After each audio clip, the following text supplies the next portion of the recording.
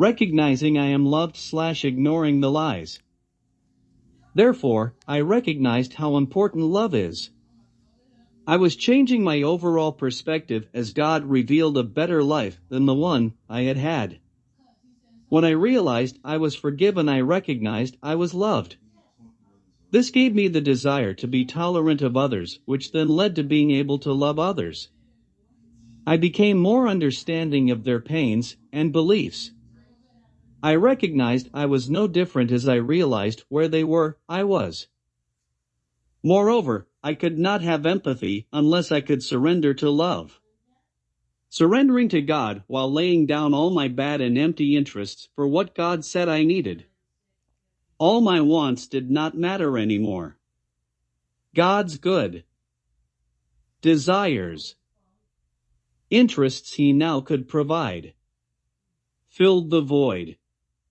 Instead of going backwards, I chose what God said I needed over what I wanted, accepting He knew I needed His help to change. When I did, I realized love was not compelling a change while manipulation nor fear was a factor. Love allowed me to have control with deciding.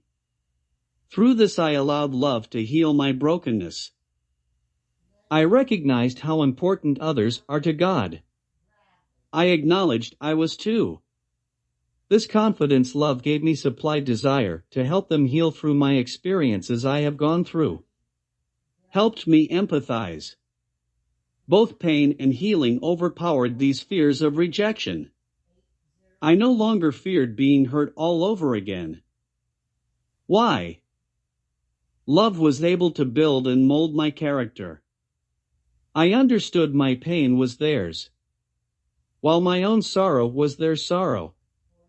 We shared a common goal. We all wished to be understood, loved, accepted, and acknowledged. When we are not, we begin to share each other's pains. I had concern for someone else other than myself. I choose to love as love changed me. Love opened my eyes while not questioning my beliefs as delusional. However, love allowed me to believe in myself, even trust God who supplied His without conditions. When I was sedated, I lost being able to know this, even having this type of concern for others.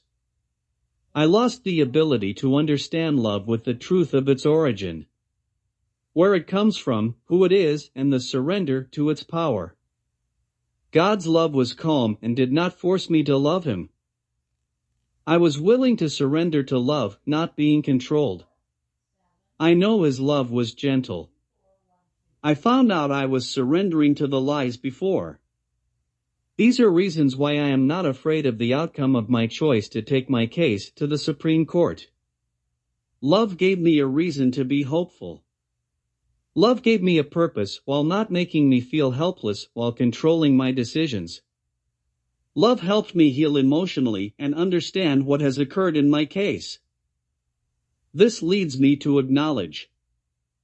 If this has happened to me, it has everyone else on these drugs. I am doing this out of love, not out of revenge. However, the power of love must change your views. I am not judging anyone. We all make mistakes. I am choosing to give others hope. Will you allow hope and love to drive a force of change? As I explain what I go through, I would like to share my diagnostic results as I have analyzed while concluding them with details. I am now on Zyprexa for my psychosis, metformin for my diabetes and Cymbalta for my fibromyalgia, and found out my condition is more medical and neurological in nature. I have these 5 conditions about family history. High-functioning autism, primary, mom's and dad's side. Quick vivid internalizing of visual detail. Vivid recreating of environmental images technology. Buildings. Shapes. Numbers. Graphics. While creating my own vivid graphics by visual and vivid detail. What I have seen in books or on the internet. I recreate vividly, in my head, images of new ways something could be done. This is autism, not schizophrenia. My fears are vivid and imaginary, drawing me to vivid video clips of events and stories I believe are directed toward me. Not hallucinating, while I do not see these things around me, in my environment. Just as people without psychosis do not. I see them inside my mind. While in my mind I can see with my eyes images as my mind projects them into my eyes. While everything around me in my environment vanishes from my sight. Therefore, my mind prevents me from seeing what is in the environment during this event. I do not experience environmental sensations when experiencing these visions. Instead, I see what images my mind creates, inwardly, not outwardly. My mind does not form a process of projecting images into my environment. Instead, my mind holds these images in my mind. While my mind projects them into my eyes, holding this energy of light within my retina as they stay in my mind. Think of ASPD as an old film projector. All parts within the film projector have the same functions as every part within my mind. My mind just creates images and video clips on its own, while projecting them toward my eyes, making visible to me what film it has created. This film plays while I do not project this film in my environment. However, only into my eyes. Think of it as seeing what is in the back of your mind while the film is projecting vividly into your eyes. Like a film being used to reveal images from a film projector using light and a white cloth. While we turned out the lights in a room to watch the movie. While my mind has turned out the lights of my environment. I only see what my mind has created. While this white cloth is the only thing holding these images in my eyes, making them clear to see. Therefore, my mind prevents what is around me from being seen. This is called a vision, not a hallucination. Visions occur as beliefs based on vivid fears. This does not happen by seeing things not there. While with schizophrenia, people project vivid thoughts and sounds into their environment. For me, I project images into my eyes. Then, back into my mind. While sounds from my environment are silent. While my mind picks up the sound of spiritual voices only, I can hear. While keeping what happens inside my mind. I am not aware of anything around me. However, by vivid thinking. To picture my fears vividly is not to use imagination with things currently existing in this life. This is also how I think of innovative approaches or ideas. My diagnoses. Pre-diabetes, caused by my old medication. Fibromyalgia, dad's side. Psychosis, caused by the psychoactive effects of my old medications. Based on vivid imagination, related to my autism diagnosis. Autism does not have a psychosis based on schizophrenia. Dyslexia, slow internalizing of auditory information. Perceptual reasoning 120%, could be higher now. Auditory focus 8%. Visual focus 10%. These forms of focus cannot happen at the same time. They are unbalanced percentages. A percentage of focus is how much focus you are or can use with either sensory function.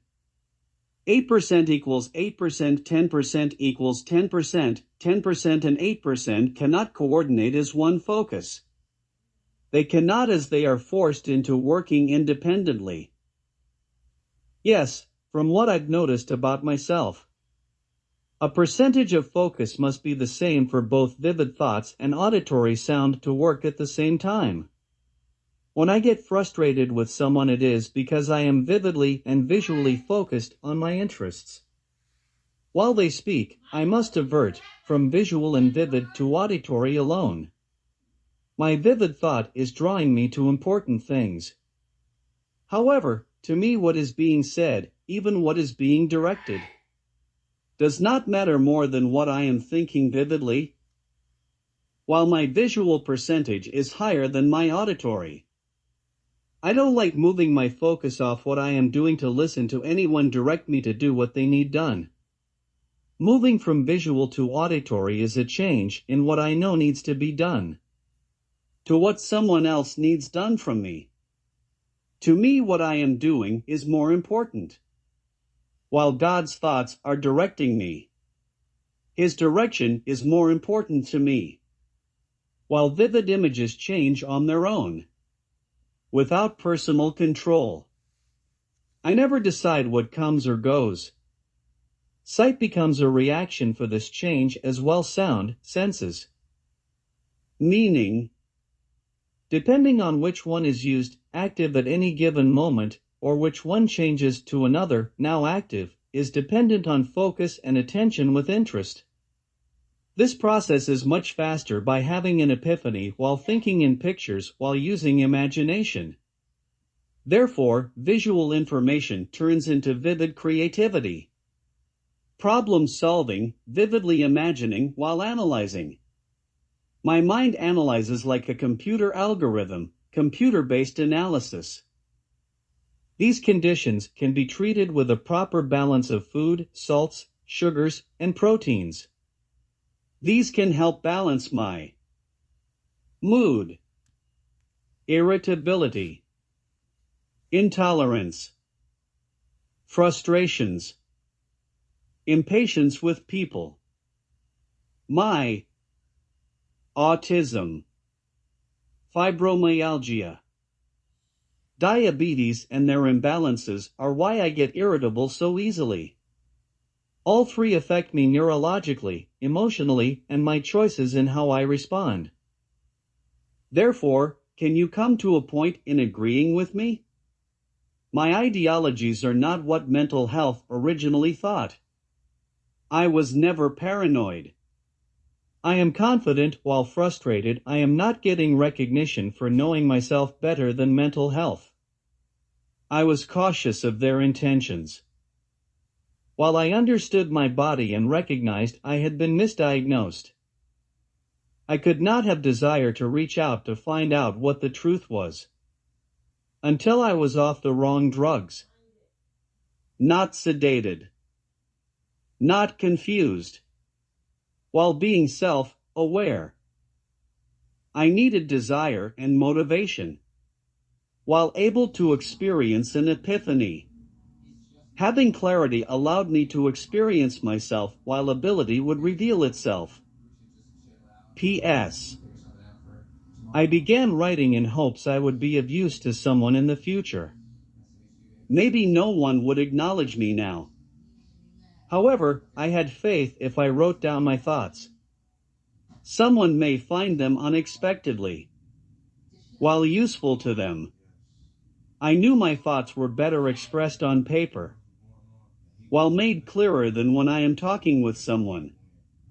Therefore, by God's unexpected course of action, I believe someone would find time to read them. It is not my place to know the person, place, or event. It is my purpose to have faith, to believe. As I have been writing events in my work, events have led to adversity. I still have hope and confidence in God. In due time He will provide, while my continued work will protect others.